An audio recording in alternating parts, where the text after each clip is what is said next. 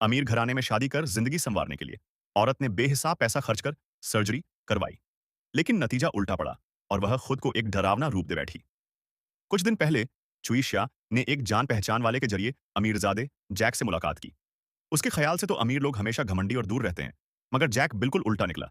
न सिर्फ बेहद हैंडसम, बल्कि चुईशिया से बहुत ही अपनापन और देखभाल करने वाला।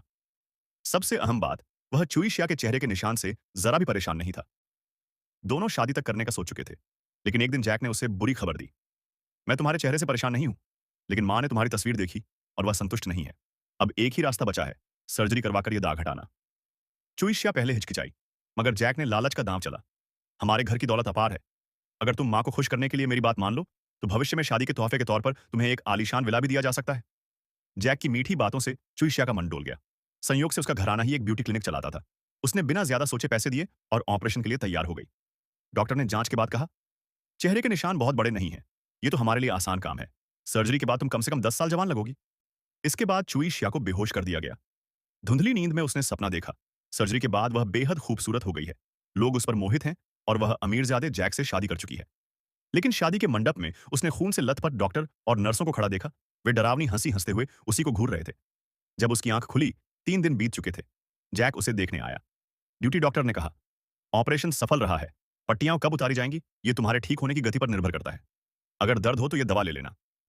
जैक ने भी खुशखबरी सुनाई। मां ने तुम्हारे की बात सुनकर शादी मान ली है और हमें तोहफे में एक छोटा द्वीप भी दे दिया है।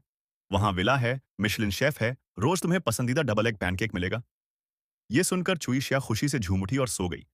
मगर उसने आधी नींद में देखा कि जैक और डॉक्टर बाहर खड़े कुछ फुसफुसा रहे हैं। उनके चेहरे पर चिंता थी। डॉक्टर कमरे में आया तो मुस्कान ओढ़ ली और बोला, रिकवरी में वक्त लगेगा। अगर परेशानी हो तो ये बटन दबाकर नर्स को बुला लेना। जाते जाते डॉक्टर ने कहा, जल्दी ठीक होना है तो बस सोते रहो, बाकी किसी बात की चिंता मत करो। चुईशिया ने बगल का फोन उठाकर जैक को कॉल करना चाहा, पर वो नकली निकला। उसने ध्यान नहीं दिया। लेकिन जब इमरजेंसी बटन दबाया और कोई ना आया, तो शक गहराया। हॉस्पिटल में तो 24 घंटे स्टाफ होना चाहिए, मगर समय बीतता गया और कोई नहीं आया। रात 8:30 तक भी कमरे में कोई ना आया। घबराकर चुईशिया ने दर्द सहते हुए ड्रिप की सुई खींची और खुद नर्स को खोजने निकली।